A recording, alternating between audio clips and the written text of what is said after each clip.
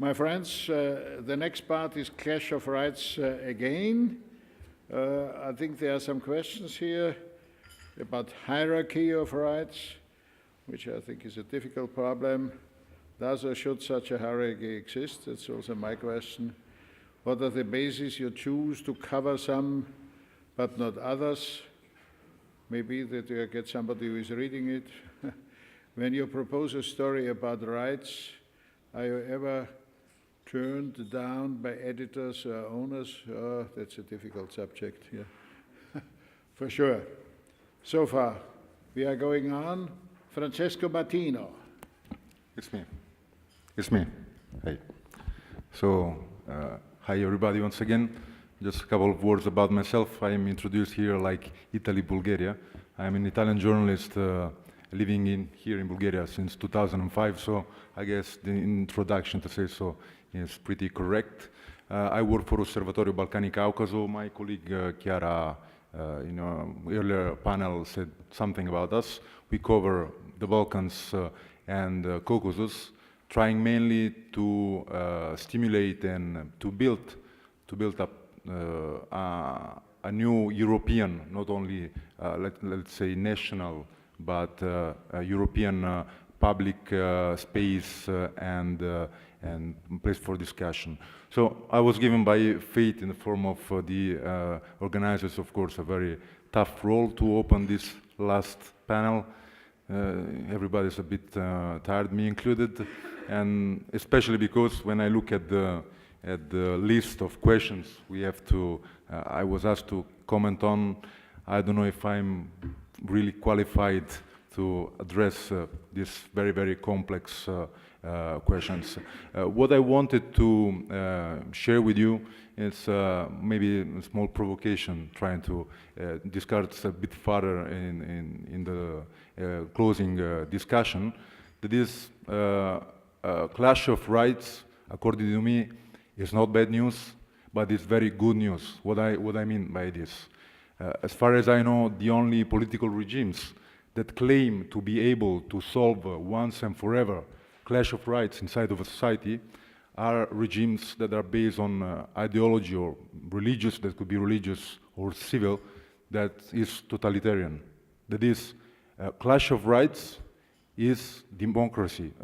Democracy, or maybe better, is a way not to erase clash of rights inside of a society, but to manage them in a way where every single person, every citizen has a word, has the opportunity to express his own vision about the society itself. So the question, is there a hierarchy of rights?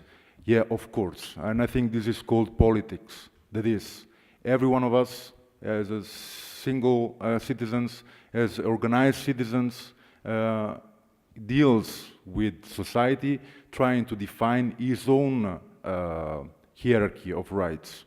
I don't think there's a way to define it once and forever.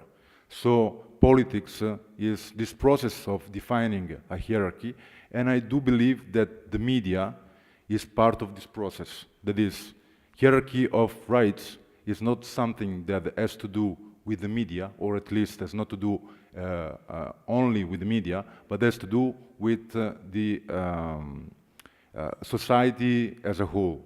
So my question that I pose to all of you is how much can we be, I would say, bold in saying that the media has to play the part of an active political player in the society? Because nowadays politics is like a bad word, something nobody wants to be, how to say, identified with this word, especially in the media environment. But do media make politics? I think that media have to do politics in society. That is, they have to play a role in defining the hierarchy of rights inside of a society. Of course, I believe that this process cannot be neutral. I'm not really sure that it is possible, even if you wanted to be neutral. But I do believe that we, or at least that the media should be honest in presenting the position that wants to foster inside of a society. I think that the new environment in which we are working presents us with new challenges, and somehow we have to deal with these new challenges. One of them, I said it earlier, Osservatorio is trying to build and be an active player in a new European political or social or media environment. The question that I pose to all of you is how it is possible to play a role in this much complicated environment where the rights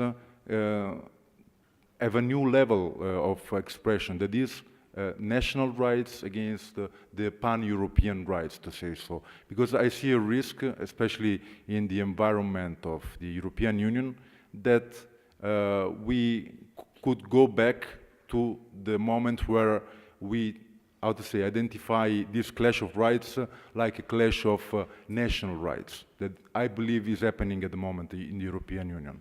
The other point that I wanted to raise is that since this is, as I told you, my maybe personal position, we have to play this active role in defining a hierarchy of rights inside of a society.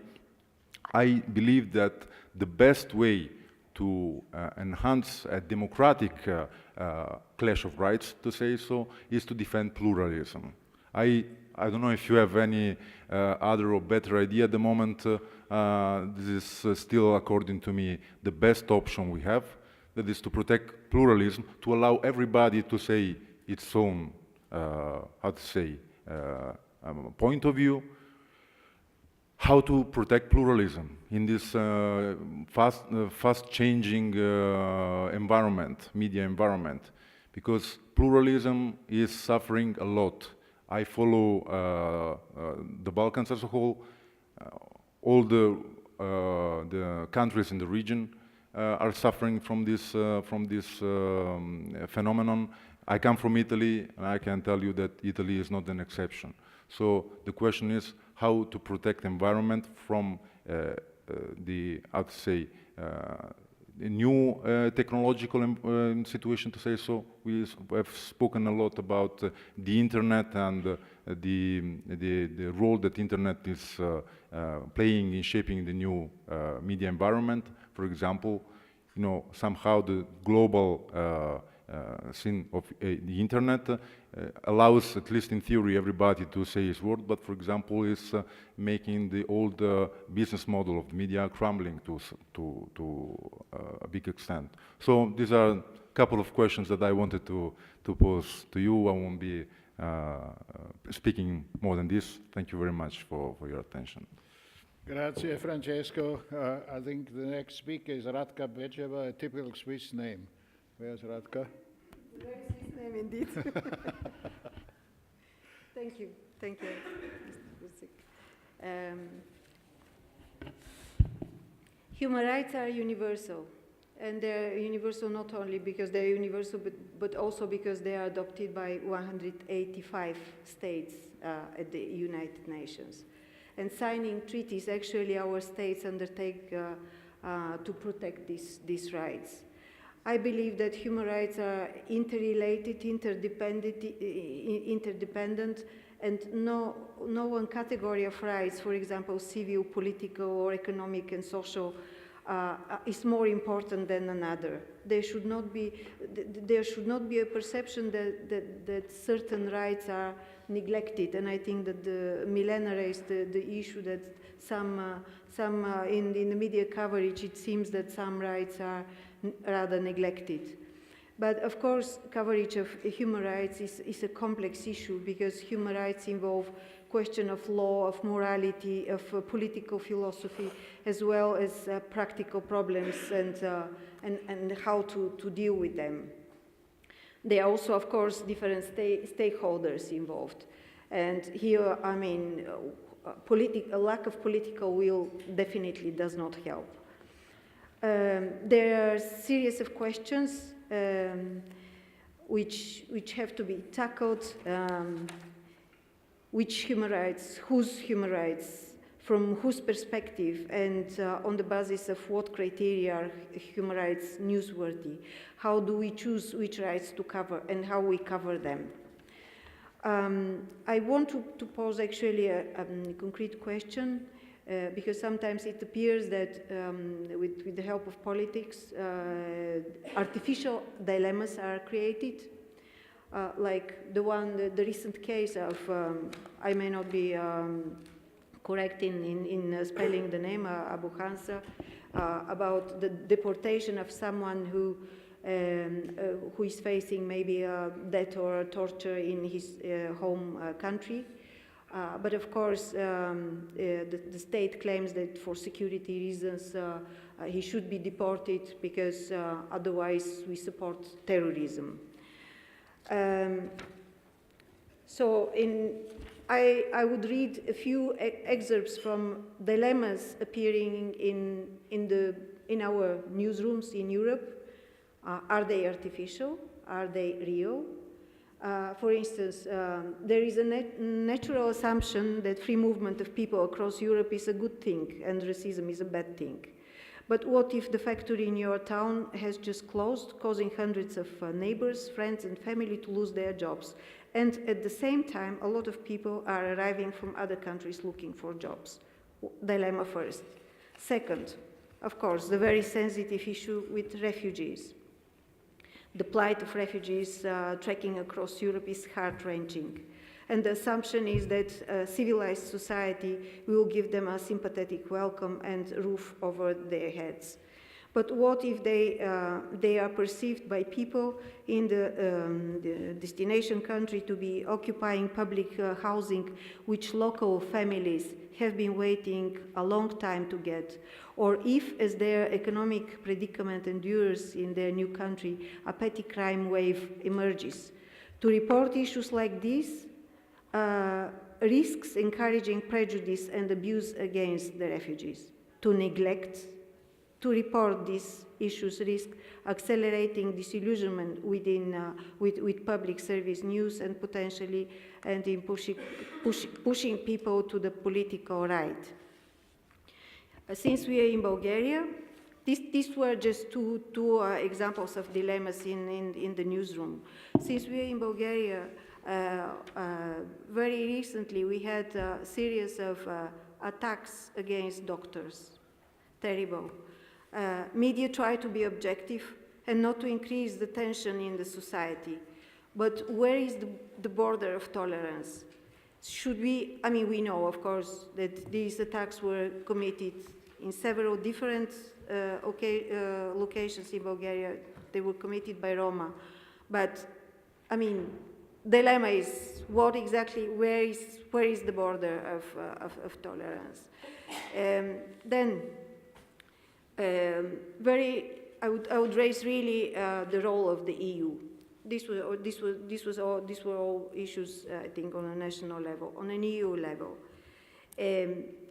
I think that we very often actually witness that the EU policies often support segregation rather than support integration.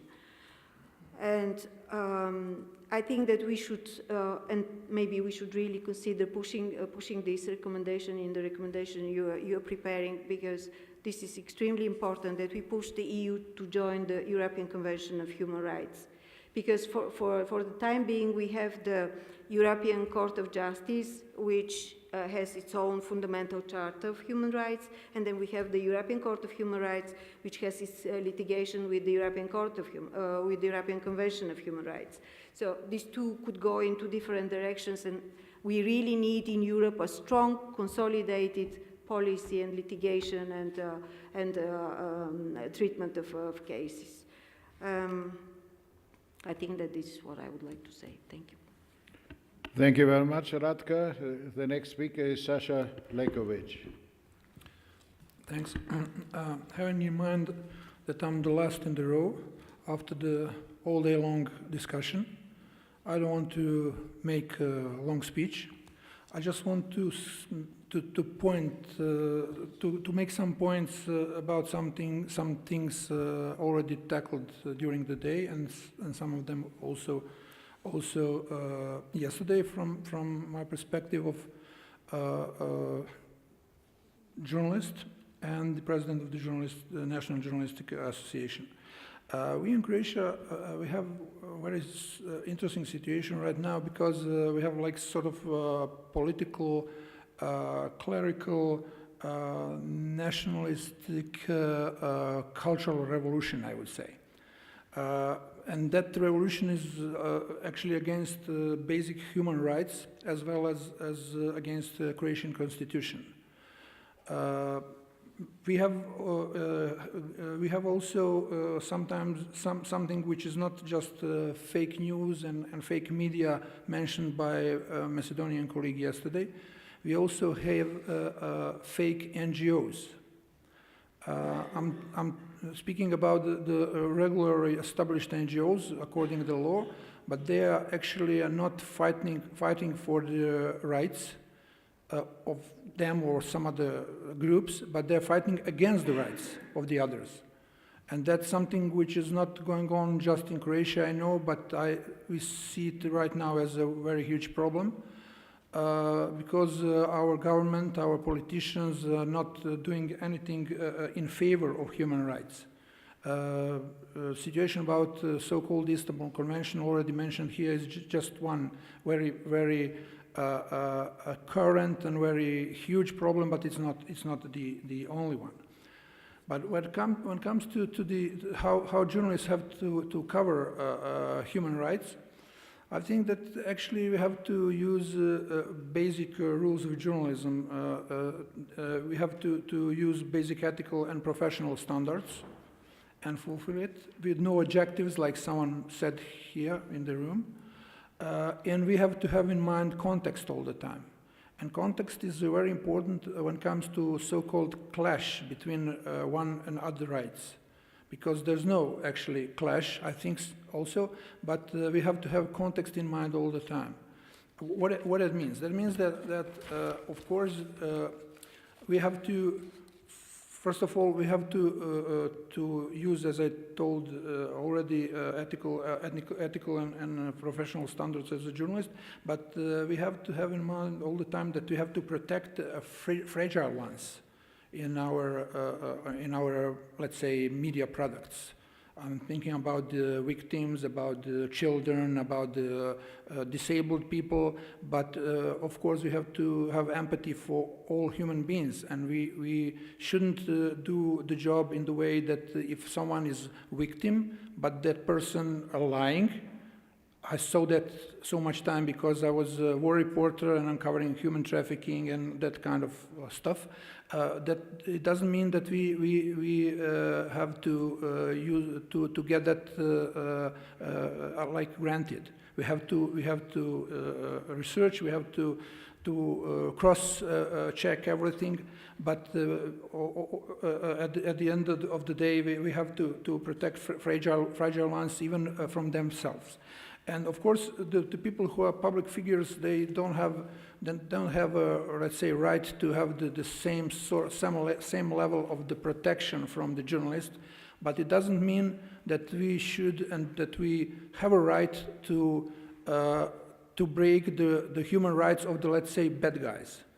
Even when it comes to the war crimes mentioned here already, because I never wrote about someone who is accused for the war crimes that he is a war criminal before the sentence, final sentence of the court. But we have all the time, especially in our countries, being in war in the 90s, that, for example, in Croatia, everyone from Serbia accused for the war crime is war criminal from the very first day, even before the trial starts. But someone who is Croatian, doesn't matter that he's from Croatia or from Bosnia, he's a hero. He's not a war criminal, even if he's sentenced. And that's something which is problem. If a journalist is doing something like that, it's absolutely unacceptable. but journalists are not, journalists of course are not out of the game, because for example, we in Croatian Journalists Association, we had two reports during the left government and after that during the right government time about how the ministers, including the prime ministers, actually how they are doing with the right of journalists and all other common people to get to access to information.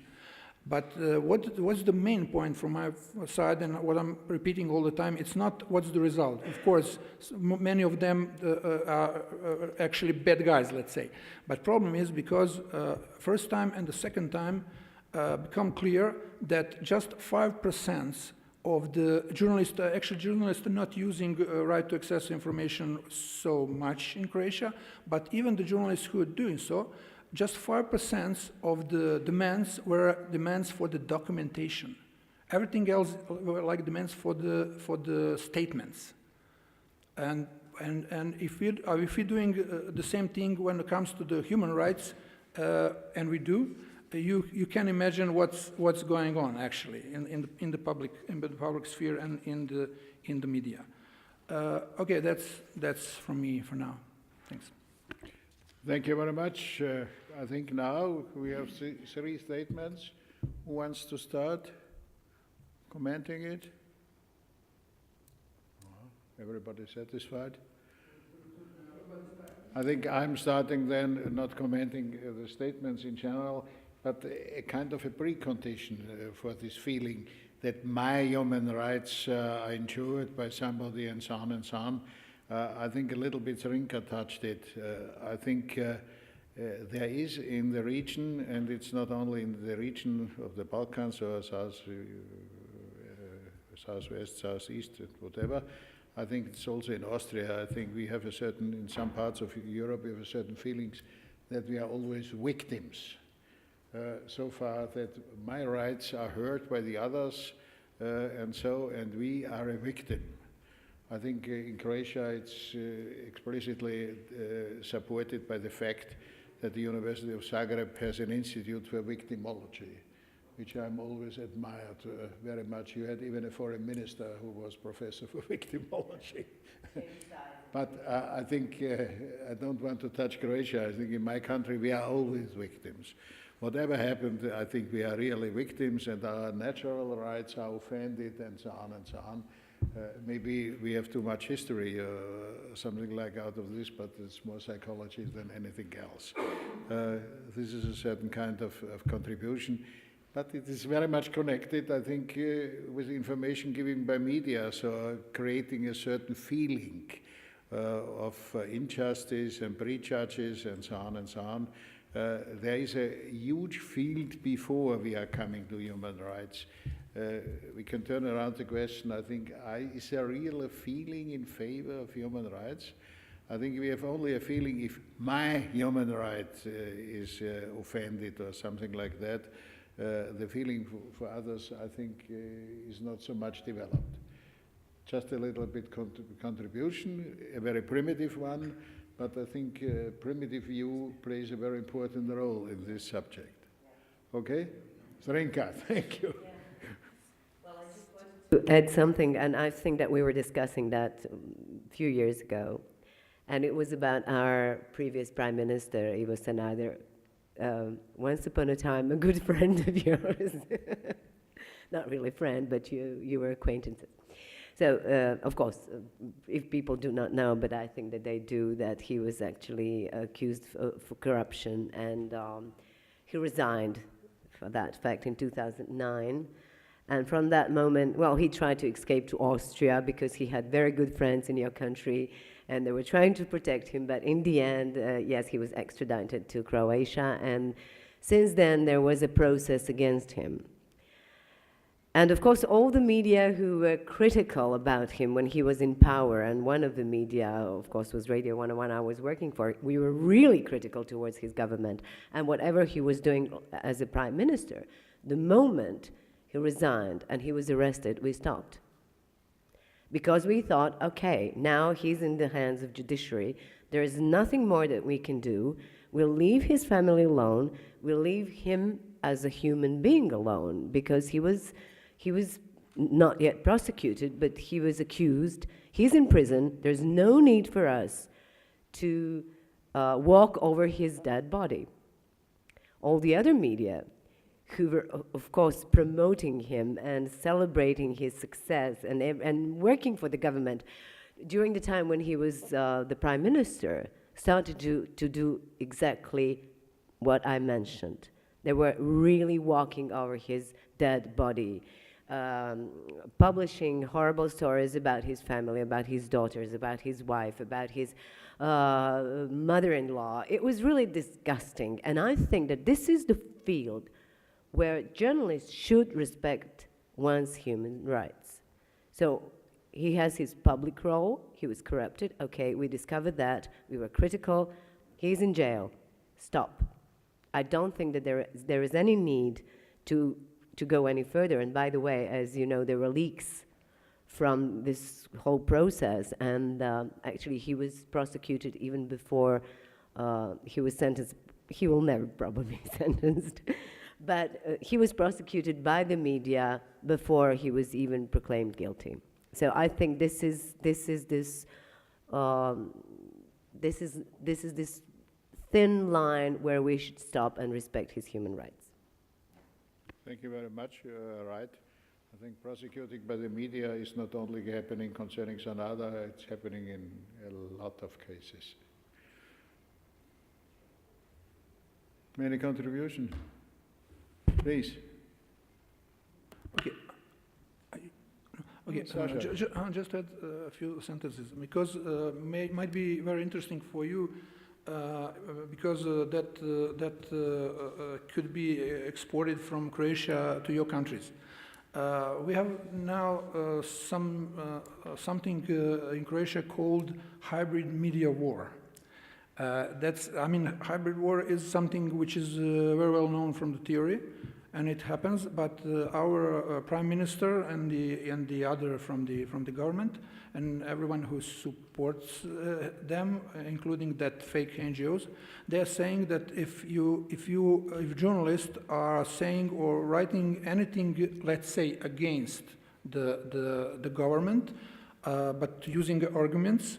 They're saying that we are actually collaborating in a hybrid media war against the Croatia, and I just want to actually give you a tip about it. If something like that will happen in your country tomorrow, you wouldn't have a chance to say that I didn't say to you that.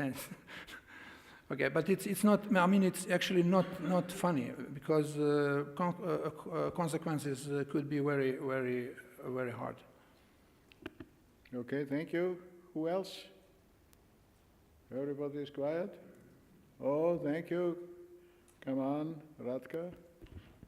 One more point which I did not mention, but I think it's very important, because Europe is now a very mixed culture, and we have different people from different places with different religions. When I was searching in internet, I was really, impressed to see that there were many studies which were very free, accessible by Islamic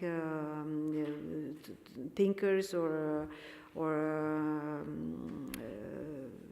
scientists who actually claim that there is no universality of human rights, and they want to put it in the context of cultural relativism, and that there is basically not universality of political and then civil rights, and at the same time, very important publications of European Court of Human Rights or others are not so. I mean, when you get to the search, you get bombarded with very easy to access publications of thinkers who may have different ideas from ours, and then really good, and scientific proven and valuable contributions and publications are somewhere hidden or one have to pay. And in any event, I think that it's worth considering that there is also division on the mere and the basic fact that we deal with universality of human rights. Thank you, Radka, please. Well, I think that during today's discussion, not only once was mentioned an institution which is also connected with human rights, guardian of human rights. How do we evaluate guardian's position in this field of human rights? That's a question. I think this is a very dangerous role. If somebody is saying, I'm a guardian of human rights, then you have to look at him or her very straight and say, is it justified that he is a guardian? I think, who can really be a guardian? That's a little bit dangerous because you're giving the message, I'm always right. Who is always right? Okay, but it's an interesting idea. Who is a guardian of you? In Slovenia, that's Vlasta Nussdorfer.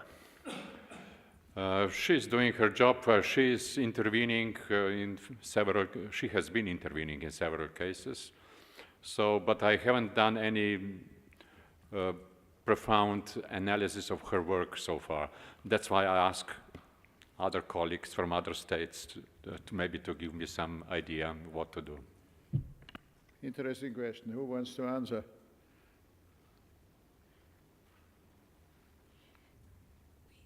I think nobody. Then I have to announce that we are coming to an end and are looking forward to Ellen and Craig about Right your now. proposal.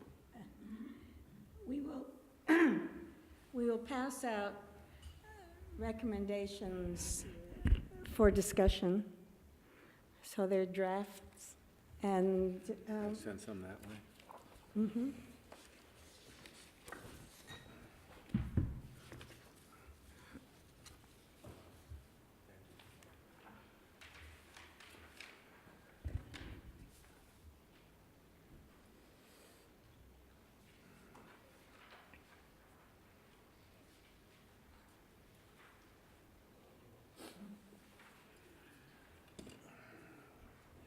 There's a typo in that last one, but I fixed it.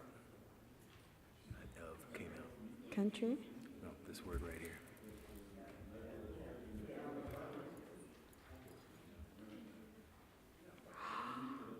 I fixed it, but it's just, I just saw it now. Sorry. Oh, you never know. It's the kind of stuff journalists notice.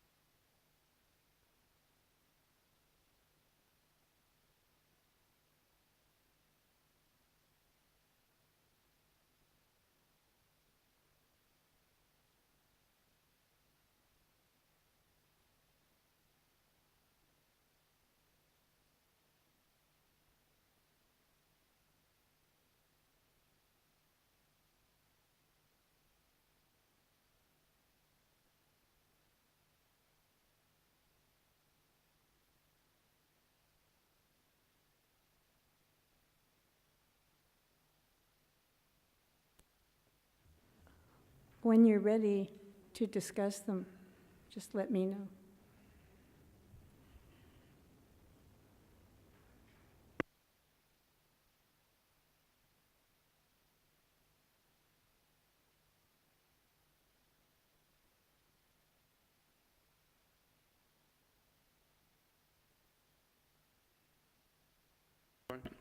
On point number 7, Excuse me. so I think that the best way, I mean, in the past, and would be to go through them one by one, okay. so that Okay. we look at everything and you can talk about every word if you. Concerning point 1 of the question,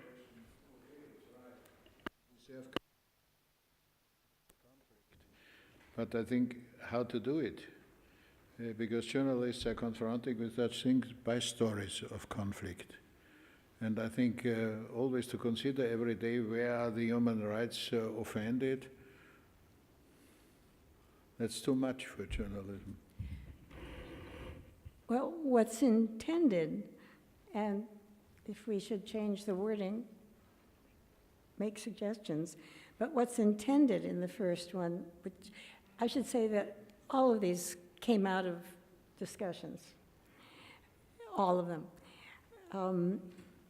So what this first one means is that when or if there is a violation of human rights, just in everyday life, that's important, as well as the conflicts, because as you recall, you talked about, well, human rights are covered only in chaos, and they should also be looked at if they occur among ordinary people. So that's the idea behind it. If you think we should change wording or you don't like it at all, that's what the discussion is for. Maybe.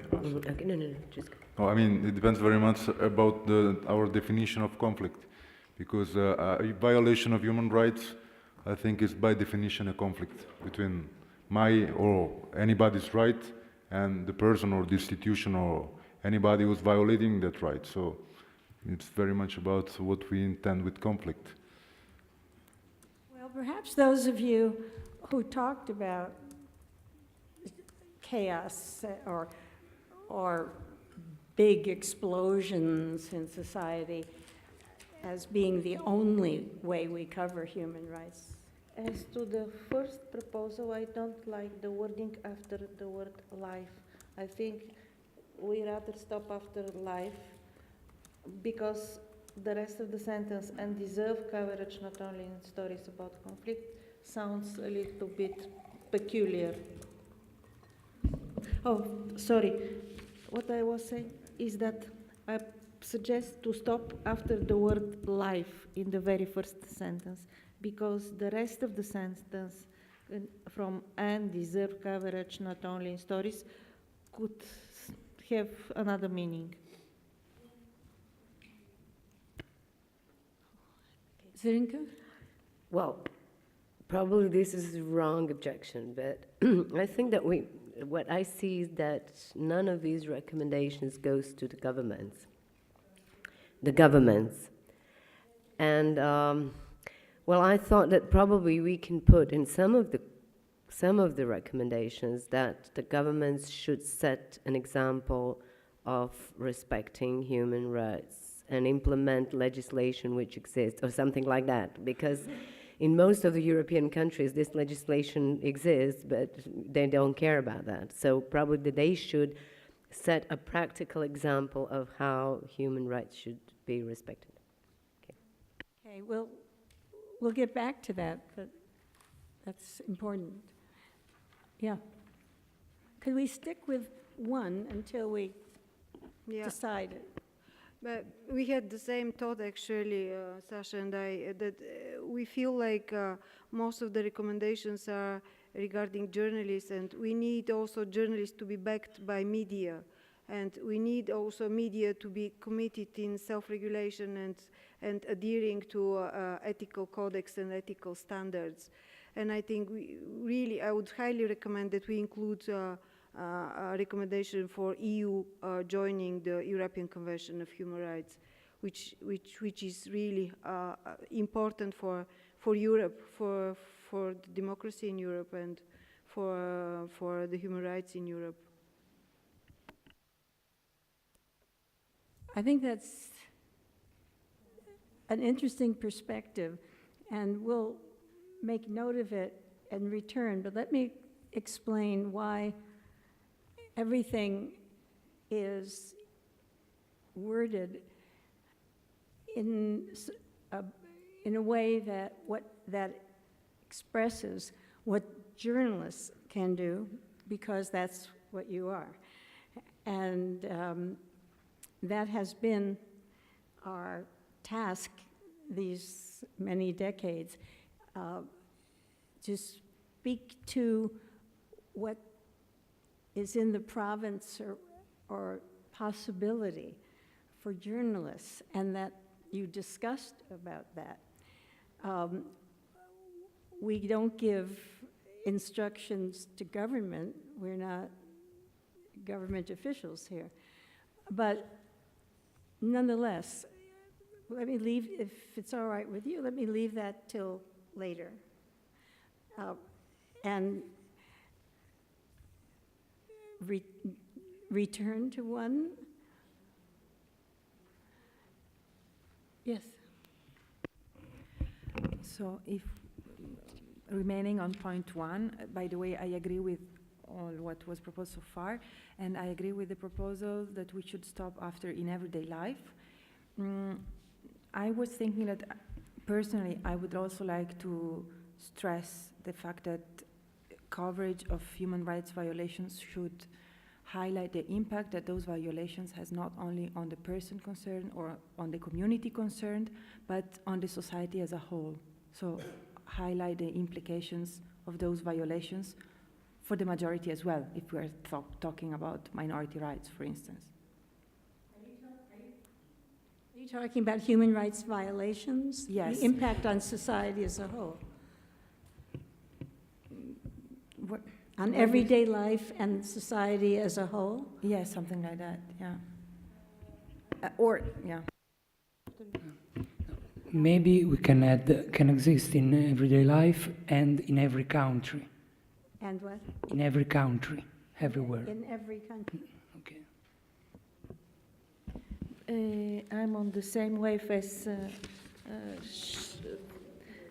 I can't see the name as she said, but I would suggest to assuming what Radka proposed, to make it in the everyday life, so the media fulfill their responsibility in local, regional, national and global level, something like that, just to mention media as actor and also their responsibilities in various levels.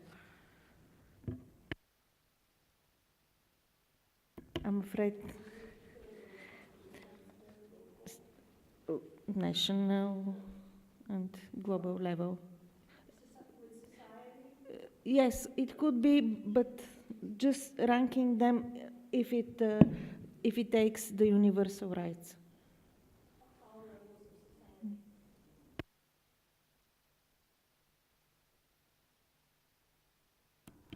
I would suggest all of these 7, 8 points start with journalists and media should because as we saw already in these 3 days, in the very first day, the media owners or media or editors are completely on a different page with the journalists. Sometimes they are pushy to journalists, and sometimes even the journalists would like to consider human rights or whatever things, they are voiceless. So it's important to stress the media, because sometimes journalists are just soldiers, lonely soldiers. I Казвам think, за всичките and media Craig, I and don't know journalists. what Ма за you think всичките about говоря. this, but in media, if in the word media, usually in Anglophone countries is usually paired with media organizations or media outlets.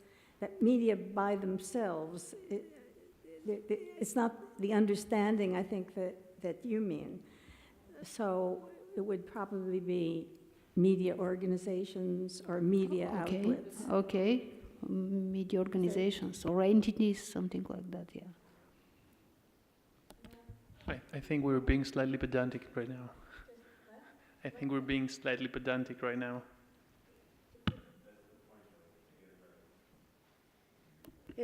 Could you please explain to us to whom these recommendations would be sent and what is the end effect we would like to achieve? Because then maybe it would help us really shape the sentences better. Because if we know to whom it's going to be sent and what we would like to achieve, it would be easier, I think.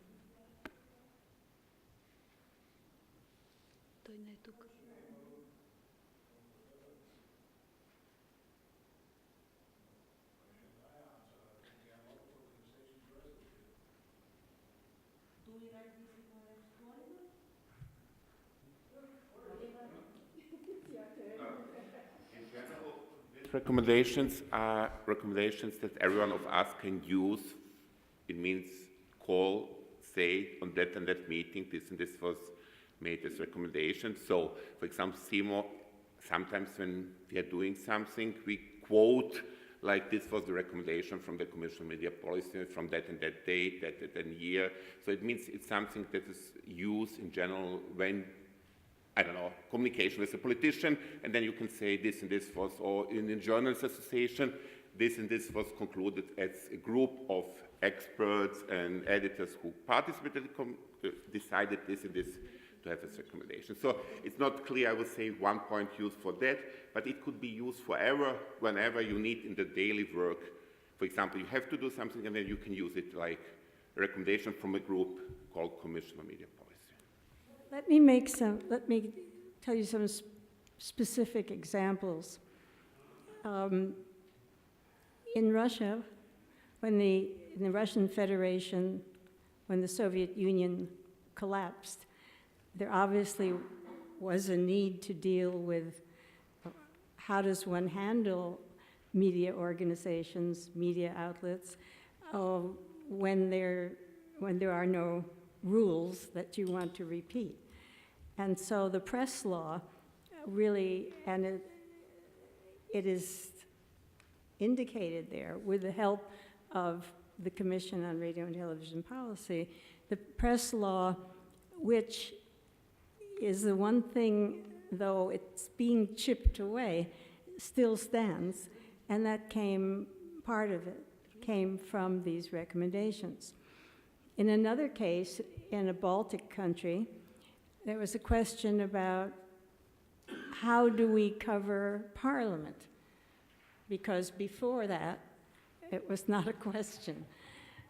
And they said the head of the television, national television in that Baltic country, took out recommendations and said, this is how. On another occasion, a member of parliament in Ukraine took the recommendations, was also a member of our commission, took the recommendations because he headed the Human Rights and Free Speech Committee, and he took the recommendations and used them for the material for the class. So these are just some ways. The Council of Europe considered them. There's no systematic way that we know every single case But we do know that there are some extraordinary cases. Does that help? Okay. So listening to you, this is the edited version of number 1. Journalists and media organizations should consider that human rights violations can exist in everyday life, so the media fulfill their responsibility in all levels of society.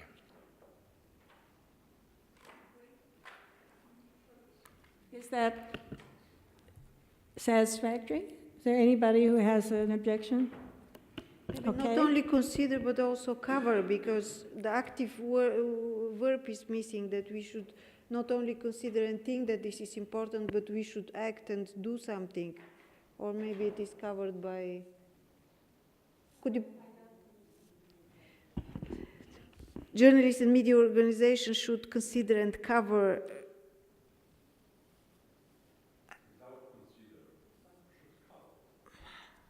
Do you think that it covers it? They should cover.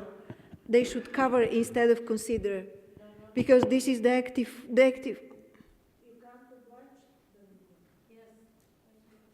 This is correct. To make sure that the free press is a free press, and that the journalists are not this gives room for... But then maybe react or something, because consider presumes that you think about something, but you may just think, and do not act and do not... Consider is actually not just thinking. Consider is also means organizing categories. So it's more than just in my head. I think it sounds better, but I'm afraid it will have a clash with the second sentence, where there are also responsibility and responsibility. It would sound too repeatedly responsible. No, but I just noticed that since we mentioned responsibility in the first one, in the second one, we should change responsibility. It will be repeated. Would you simply omit, are we done with number 1?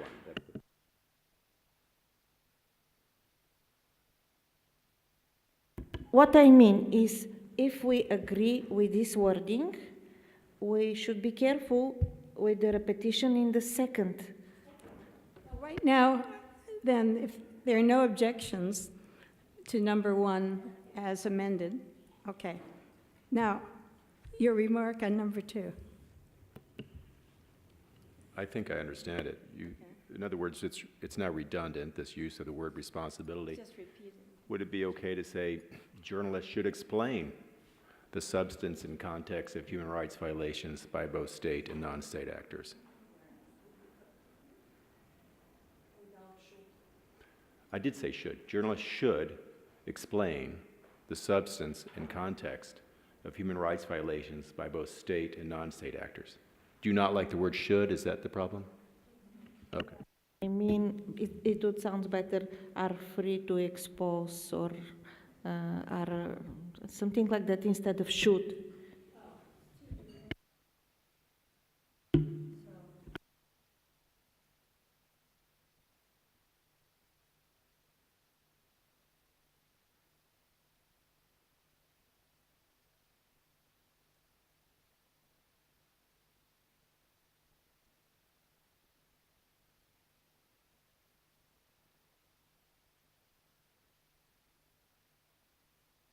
Well, I think I should retain professional responsibility, but not to have a professional responsibility. Journalists are professionally responsible to explain.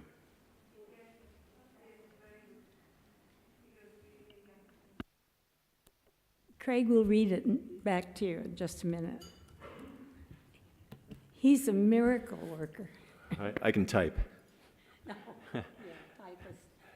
Journalists are professionally responsible to explain the substance and context of human rights violations by both state and non-state actors. Okay, should we move on to 3? Okay, journalists should promote greater ethnic, racial, gender, and other types of diversity in newsrooms in order to bring broader perspectives to reporting on human rights.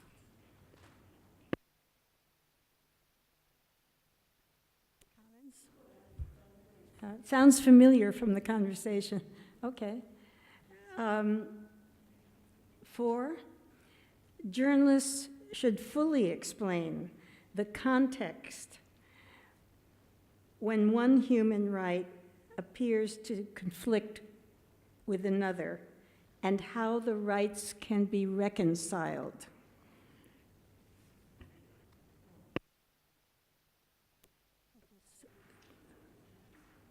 I don't see any objections. Okay. But I can't see everybody, so please make a noise if I don't see you. Isaiah Berlin always used to say that. So, number 5. Thank you. Social and economic rights involve complex weighting of multiple factors that require journalists to develop significant knowledge of economics so that they can inform the public. Well, only economic. Yeah. I suggest to remove of economics, to develop significant knowledge that they can inform the public, and I propose to add, and be more inventive in implementing better approaches to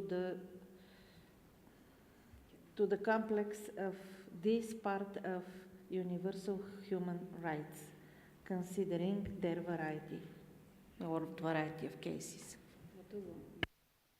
Well, if I may suggest, to develop significant knowledge in this field, because it concerns social and economic rights in this field.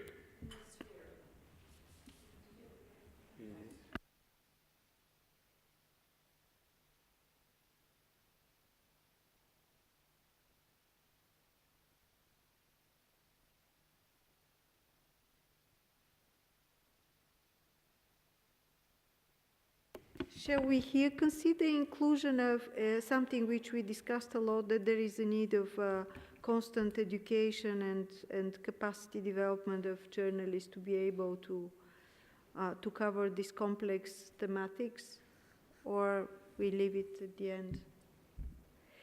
Maybe here is the place that we could insert one more point regarding further capacity, so that journalists are committed to further capacity development and update of their knowledge on covering such complex issues and thematics. How would you word the whole thing?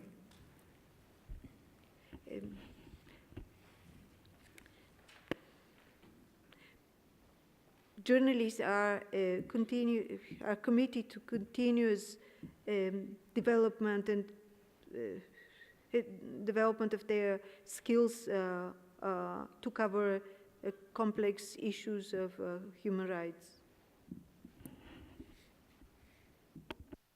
It is directed to training generally. Probably it's good not to restrict ourselves to social economical rights. Just to tell that all human rights involve all human rights and covering of them insist or needs significant knowledge, just general, if it's directed to the knowledge generally. Yeah? Do I understand you well? Because otherwise restricted ourselves only to social and economical rights, it is a little bit dishonest to other fields of human rights. Exactly, I was thinking of just including one point about education, further capacity development of journalists to cover the complex topic of human rights in general. Yeah, it is great. Then let's remove social and economical rights. So all human rights, the coverage of all human rights insists this.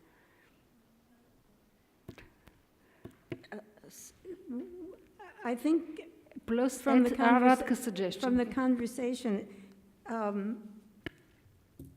one point, the point that comes from the conversation, the main point is that when there appear to be conflicts, and many of you have said this afternoon that if one analyzes it or talks about it, one can reconcile the rights such that what the apparent conflict is may not end up being a conflict, but can be resolved.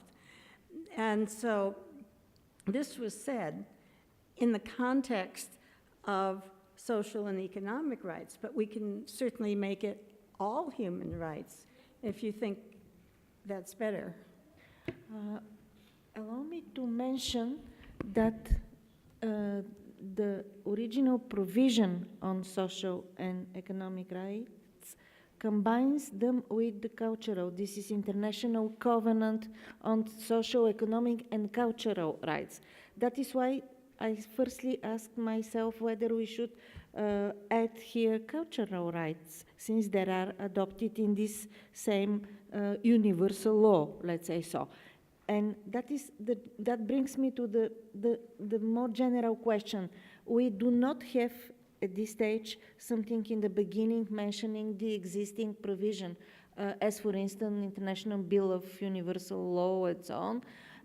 And this, if not, here it would be the place to mention European pillar of social rights right now here, at least, or somewhere. The general thing, like, all the rights generally, and it's very important indeed to include this knowledge, general knowledge, and update ourselves. I think it's really very important, that training or whatever. I see that you wanted to say something, but just to complement it, since we do not have a special point also on the political and social rights, I would really we have a social, but we do not have political rights, and we do not have cultural rights. Let's put in general like human rights, and then we would avoid all this, because we have to refer also to ICCPR, and it's going to be exactly. And we need to leave it here, the knowledge general, or to in a separate point, or what? 5 to start with human rights involve complex weighting of multiple blah blah blah, and then to include knowledge, also that knowledge, sure. update of knowledge, skills and capacity development I is think needed. from the beginning that's the most clear thing. Yeah. Agree, but would suggest to list. Well, I'm listening to this conversation. It seems to me like this particular recommendation needs to be tossed out altogether and something else substituted for it. When I heard conversation earlier today, a recommendation that Ellen and I had considered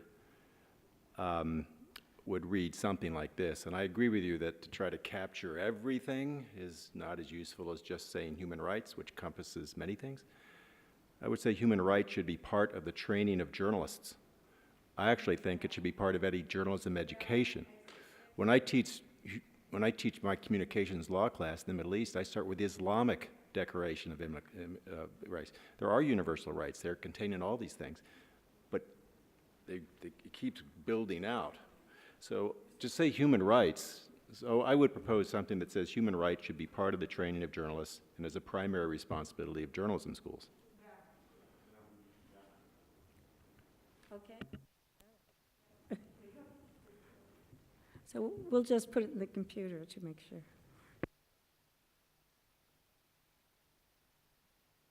May I ask you, Craig, is it worthy to mention the whole list of long life learning, mid-career trainings, global education, all sort of? No, it's too much. What was the question? I'm sorry. The question was if it's worthy to mention all sort of global education, long life learning, mid-career training, and so on, or that keep it shortly, as you said. Okay, I think we can go on then. Yeah? journalists should cover ownership of the media, whether by private or state actors, especially when freedom of expression is threatened. Presenting myself, I am Lindy Tachila. Yeah. I am Lindy Tachila. I am from Albania, and I work for Balkan Investigative Network. Actually, I have a question about this point, because the small country that I am, from Albania, for example, to cover the ownerships is very difficult. I think it's the similar things even in Kosovo, even in Macedonia, even sometimes even in Serbia. The reason that I'm saying that, because what's happened in my country, we have let's speaking about the, let's say, national media, 4 televisions, and they are, in official way, they are owned by the private owners, but they are very connected with our prime minister. In which way they are connected between them. Our prime minister gives them the land, gives them the project, gives them everything, and they are the owners of the media in Albania. They are the most richest person in Albania, and sometimes they make even the rules. 2 weeks before, I make a report at Björn, when I have shown, I have told my story, it was with the documents, with everything, how one of the most important media in Albania, he takes a lot of lands in the south of Albania, which it is very expensive area now, but anyone in media in Albania didn't publish the story. The story was published just at Björn. So immediately, one of the small newspaper he has published my stories. Immediately, in the next morning, some guys from the owners, he is going to buy all the newspaper. So please, can you? Because there are some rules that tomorrow maybe some journalist, even from the small country, will read. How can you explain, and how can we say to this journalist, you are going to make the story that your boss is connecting with the government? Actually, I didn't understand this one. How can journalists can cover ownership of media and in the last word that I'm saying? Because immediately when journalists make this kind of report to explain and to prove the connection that are between prime minister or the government or the ownership, the next day it will be even the prime minister would say to you that you are lying, you are a spy. And in the national TV, he makes promotions about this businessman. So this happens in my country, this happens with my prime minister, and he's saying in public TV that this journalist, she has done a mistake, she's coming from this debate that it is on all in Balkans about Soros and things like that. So please, can you explain this one? Thank you.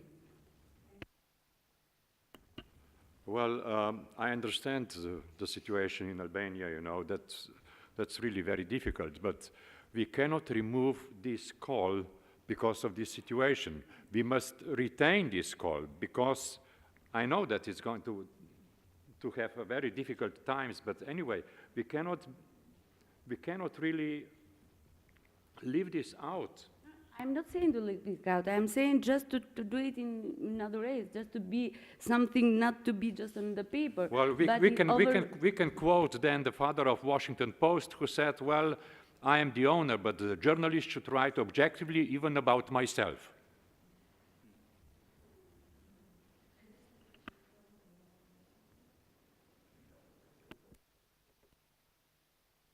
This is unrealistically to cover the ownership of your employer, Well, the people who work for a newspaper or the TV, they know it's not to cover. Probably should have in mind, I don't know, but it is unrealistically to cover.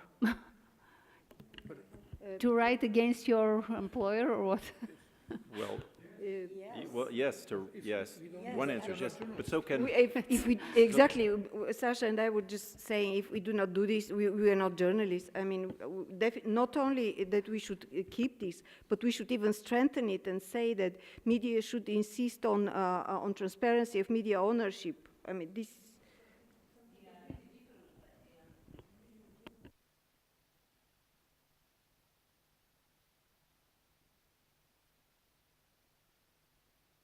But you, Craig will read a variation, so just a second. I don't know if this satisfies. okay. Journalists should, whenever possible, cover ownership of the media, whether by private or state actors, especially when freedom of expression is threatened. Can I add something? It's impossible. Because, I work for an independent media where editor-in-chief owns that media, and we have no problems. But when you work for a corporation, and we have a fresh example, like this Agrokor case, you may never heard about that, but this was a guy who owned half of Croatia, including some of the media, and none of the media were ever reporting about the way he privatized half of Croatia's economy in a criminal way, because he was advertising there and he owned also print distribution. So you can never find a negative text about the guy until he was almost arrested and run away to London. Now everybody is against him. So I think it's impossible when you work for a private media with an owner with his own interest to write anything about that. They can try. I've never had such problems, but I can imagine that working for such a corporation, you can write whatever you want. They won't publish it. Yeah, everything's told around this table is true, but recommendations are guidelines. We should do that. We should cover ownership of the media. Of course, if I'm working as a journalist in some media company, and I will even speak about my owner, not mentioning about writing a piece. Maybe I will have a hard times, but I'm a journalist. Can you imagine anybody writing against We're talking about Hanžeković? recommendations. We're talking about guidelines. If we can't expel from the guidelines my own owner or my piece, my newspaper where I'm working, or radio, TV station. I don't understand. I mean, what we're talking about. Are you saying that these are guidelines, in a sense, they're aspirations, and that whenever this is what we should look up to, try to do? For example, we're saying that. For example, we are saying that journalists should get as much as possible knowledge about anything, including human rights. Sometimes some journalists in some places, in some little newsrooms, they have no chance to get as much as possible, as much as they should have. But that doesn't mean that we should expel that from the guidelines. I mean, that has no sense. Why we direct this?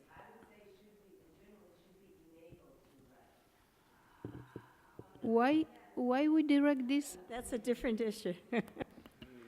If I may say so, I think that we should retain this kind of wording because these are guidelines, they are not laws. I mean, so the journalists can either accept them or not accept them, obey them or not obey them. Maybe not this year, but in 5 years. Yes. Sorry, no, just ask what you mean exactly by covering ownership of the media. I mean, it means that journalists should, I'd say, disclose who owns the media or what the owners of the media do. Both. Because, the first, when it comes to the ownership, for example, here in Bulgaria, there's a very, I'd say, sensitive issue. Yeah. This cannot be solved by journalists themselves. This, has to be solved by the law. In many countries, the law states that, ownership has to be public. Yes. So it's a bit.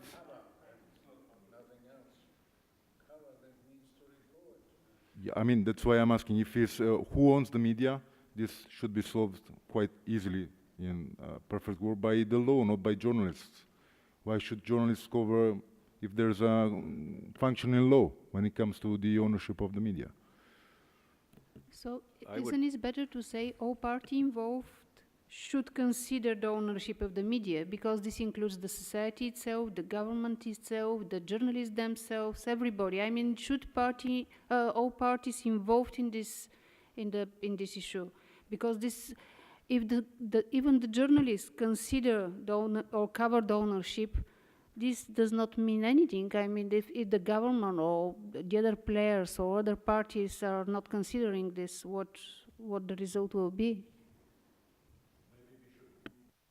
More diplomatic, and if we would write relationship between journalists and media owners, whether state or private, should be more transparent.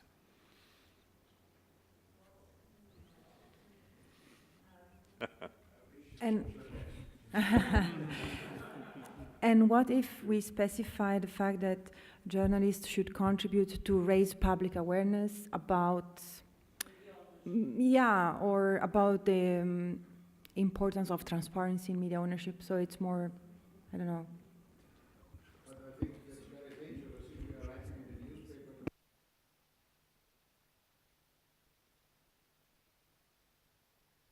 Well, another way to think about this is... The best proposal is consider, because if they don't want to consider it, well, the only rule at Bloomberg News is you can't write about Michael Bloomberg. Lots of news organizations don't cover themselves. Other news organizations cover them. Or don't. Yeah. Many times you're prohibited to write against the other organization because they'll fight you back. So the owners don't let you do it. Okay.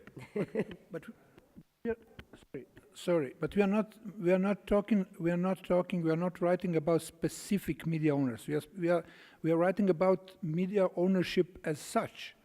And I really don't understand why we're discussing about things who are not excluded from this. Okay, maybe I'm not right.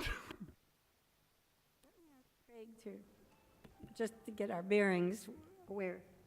Okay. I haven't really changed much. I think the argument is either to keep it or get rid of it. But what I have is journalists should, whenever possible, cover ownership of the media, whether by private or state actors, especially when freedom of expression is threatened. that's okay.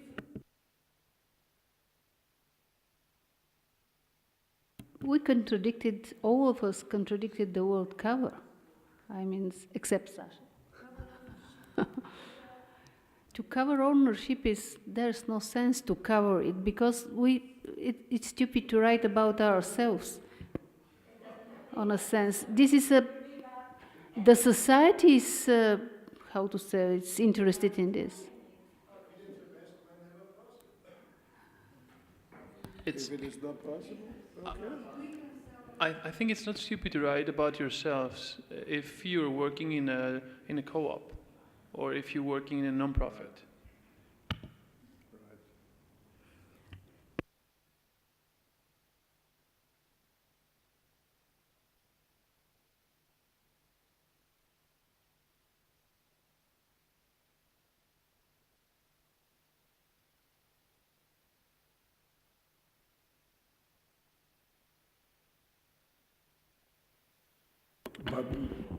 Why don't we just leave it as it is? Because it is strong, it is clear. We had the objection of our colleague, but if most of us believe that it's, I mean, we live in democracy, we cannot expect that everyone would agree with everything. So when you say leave it as it is, you mean what Craig just wrote? No, because we are weakening it, as it is written in the paper which we received. Journalists should cover ownership of the media, whether by private or state actors, especially when freedom of expression is threatened. Is that okay? Okay.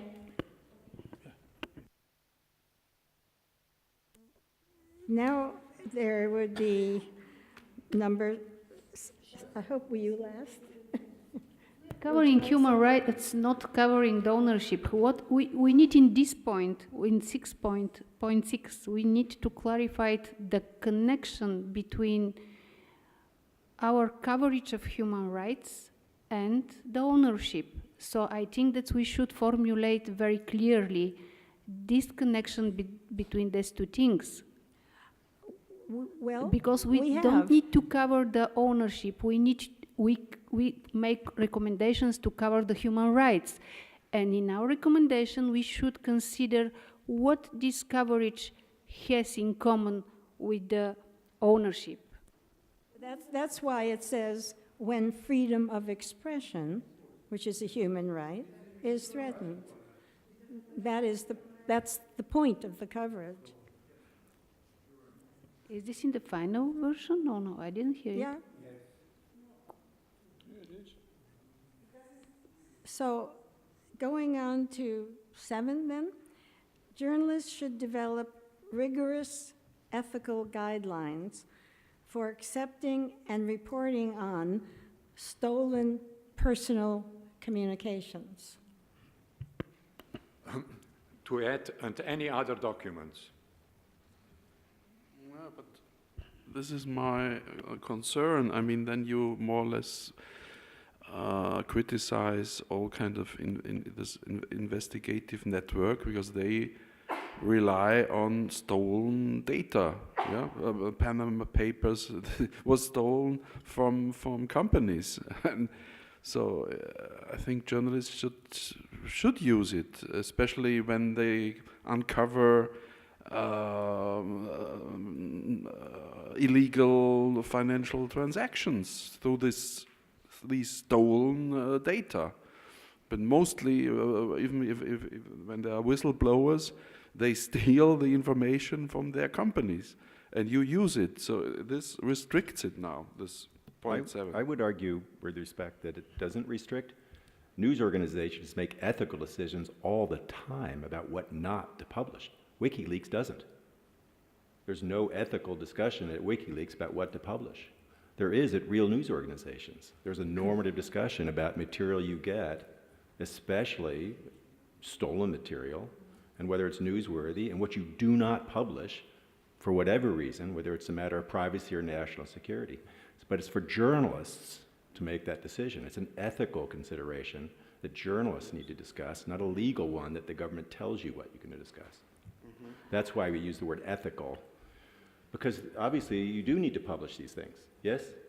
But you need to have a serious conversation about what's news and what's invasive of privacy rights, for example. So that's why we wrote it as we did.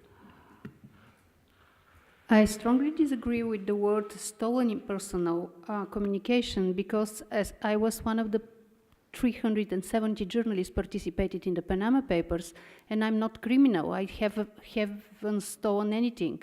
So I would disagree to put all the journalists as criminals. I would suggest to journalists should develop rigorous ethical guidelines for accepting and reporting on leak material, not stolen material, because it is sometimes it's leak, it's not stolen. It is from whistleblowers or whatever, but we're not criminals. Leak material is more correct, I think. What if changed to leaked material? Okay. Silence is good. Now we're at the last one. Journalists should use freedom. You take out the of. Yeah. Journalists should use freedom of information laws in their reporting whenever possible. Every country represented at the Commission has a freedom of information law.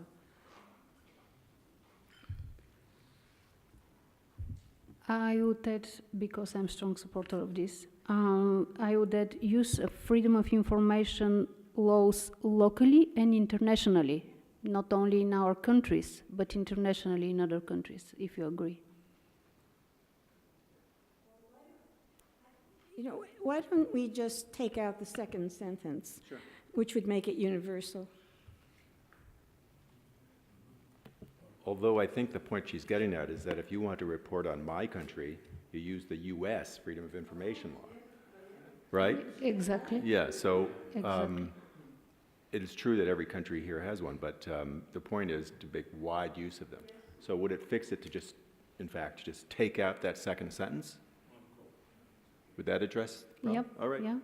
And also I would add should use freedom and somehow to add to be educated to use it, because some of them even don't have any knowledge on this. Mm-hmm. especially when it comes to international usage. Somehow include this word Train. train or, yeah, something. Could it read, journalists should be trained to use Yeah, something like freedom that. of information laws in their reporting whenever possible? Yeah.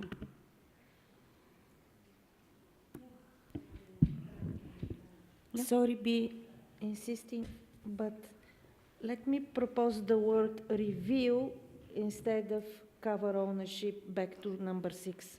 Journalists should review whenever necessary ownership of the media, whether by private and etc. Dr. Busek, you mentioned, you added a word telling something about our proposal, consider. Did you approve it or not? Because consider is something really, you didn't like it, or? Sorry? Yeah.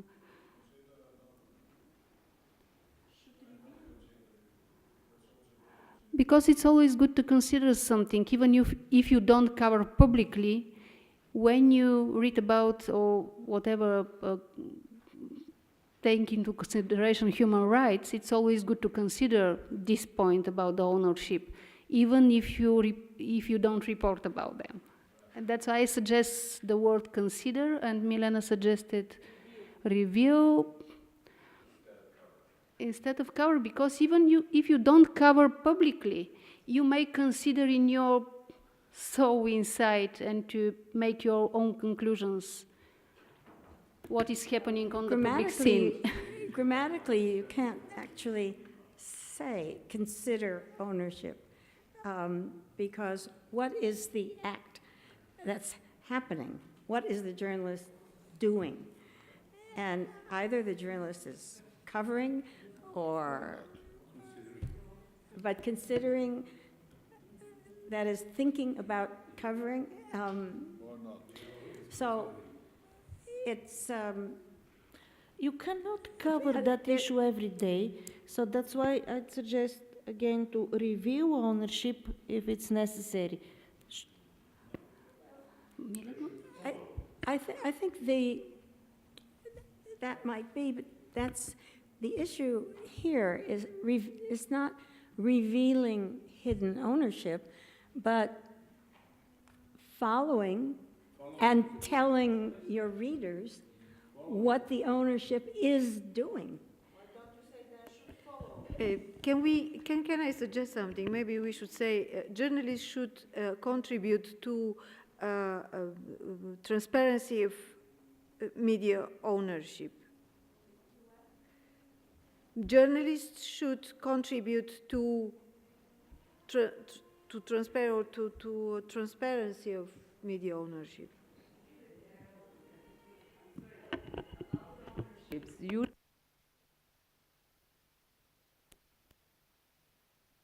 the register of the data to businessmen. You can find who is the owners of the media. So according to me, it's not point to know who are the owner of the media. According to me, it's to cover what's the benefits and what the, so. Again, the question is, what is this has in common with the human rights coverage? It's very important to put in a relevant, how to say, connection, all these two things. The connection is the right to expression, the right to speak. Freedom of speech is a human right. So especially when freedom of expression is threatened. So that's the reason in this guideline why one would want to know what owners are doing or what states are doing, because it affects, can I have freedom of speech? So that's why it's there. Yeah, I understand, but if you cover yourself, It doesn't have to be yourself. It doesn't say that. And a guideline is something you can choose. You can choose not to use it. You can choose to use it only for other presses or other media outlets. So in that case, it's very broad. I think Radke's suggestion is much more, how to say, applicable in our geographical area. Otherwise, this wording is, I'm afraid, not acceptable for us. So Not acceptable, but it will not work somehow. Sometimes when things, and I'm not arguing this, but sometimes when things don't work now for me here, it's helpful to know what I could be thinking about and the direction I could be moving in as a journalist whenever or wherever it might be possible. Okay? I would just say, this is my 2 cents, that it's important to have a very strong recommendation here, because in the same way that we can talk about the universality of human rights, we can talk about the universality of free media systems. And there's only a few universals, and one of them, if not the first one, is that any monopoly control of a media system, whether it's by government or private powers, is a restriction on free speech. It's kind of the first rule. So that's why I think this should be a strong recommendation. But I accept, and I understand that if it's just, as several of you have argued, it's just not realistic, well, that's a concern. Without any doubt, the ownership is clearly very important thing to consider again. But the question is the word. Is this cover? That's what we are guessing now. I mean, its ownership definitely should be in the recommendations. For sure, 100%. I'm not against this. Just need to... The coverage itself is not enough. I mean, that's...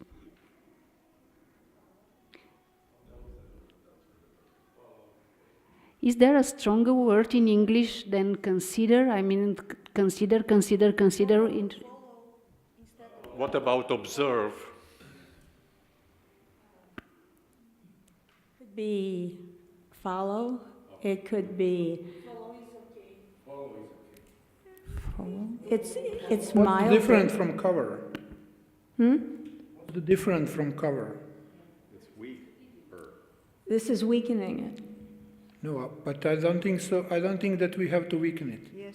We have to make it stronger as much as possible, if we have a room I think that's, for that.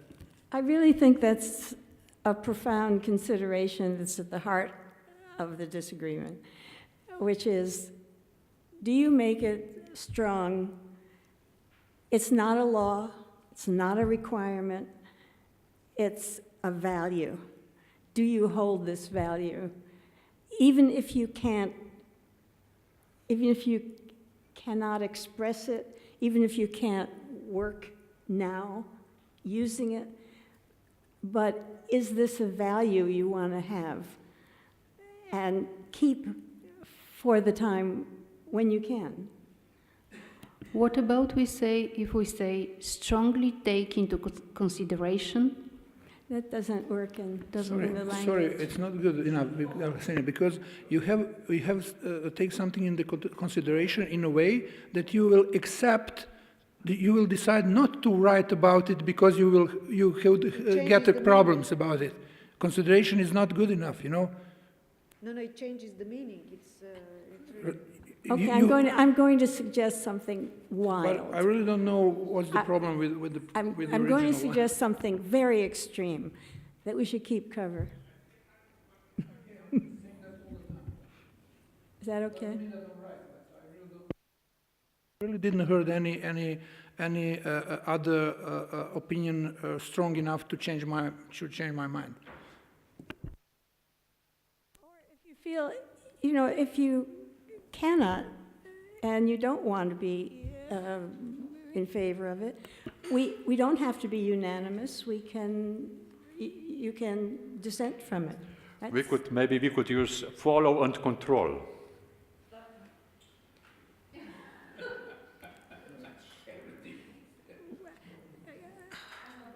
That's even stronger. Well, you can't control. You don't have the right to control. Okay, yes. Can All I right, suggest let us- something else, and then maybe we could come back when our minds are clear? I would like to suggest one more point, which I believe that it's important, and it is a dialogue on human rights between media, civil sector, politicians, academia, experts, and all relevant stakeholders should be continued, and maybe even include awareness, public awareness.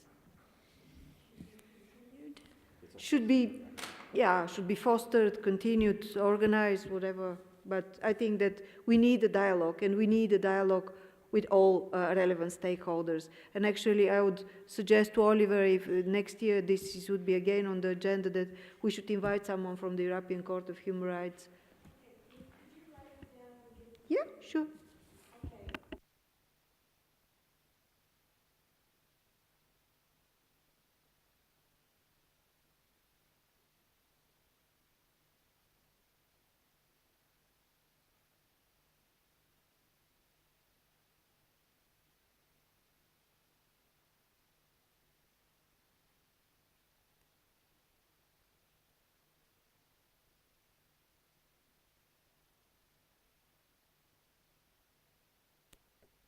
Who would not like that?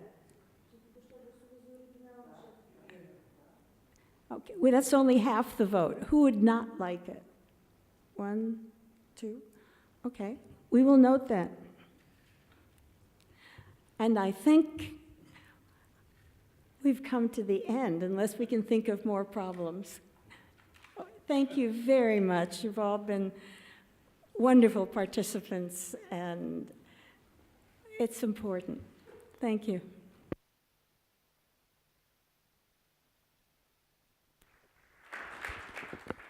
I think we have also to say many thanks to Ellen. I think she is the backbone of our exercise here, also preparing all this and the themes and so on and so on. But also many thanks to Oliver and those who are looking that we are able here to be together, because it costs some money and there's a lot of work behind. So far, I wish you all the best. Merry Christmas and a Happy New Year, and maybe a happy return. Thank you very much. And I do have to add Happy Hanukkah for those who do that. Excuse me. And thank you all. I think somehow through all of this, we've actually formed a community.